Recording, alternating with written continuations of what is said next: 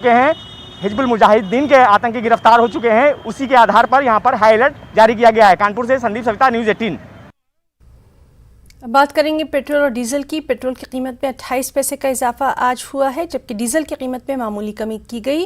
ताज़ा इजाफे के बाद राजधानी दिल्ली में फी लीटर पेट्रोल की कीमत 101 रुपये 19 पैसे हो गई। मुंबई में फी लीटर पेट्रोल की कीमत 107 रुपये से तजावुज़ कर गई।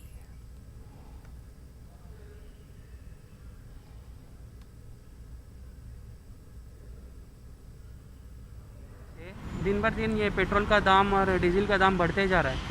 इससे क्या हो रहा है बोल तो हम जैसे जो मिडिल क्लास फैमिली से और लोअर मिडिल क्लास फैमिली से जो डेली हमारे को जॉब करे तो ही हमारे को घर में चलता है, तो ऐसे लोगों को ये पेट्रोल के दाम और डीजल के दाम बढ़ने से क्या हो रहा है बोले तो ये जो बर्डन है हमारे ऊपर दिन भर दिन बढ़ते जा रहा है। सर आज के दौर में कॉमन आदमी तो जिंदा रह ही नहीं सकता, ऐसे भाव है। तो हम लोग जॉब कर रहे हैं तो हमको 100 रुपये का पेट्रोल अभी 93 पॉइंट्स आ रहा है, हमको क्या पुराएगा? ये इसके लिए सब बीजेपी जिम्मेदार है, मोदी सरकार जिम्मेदार है।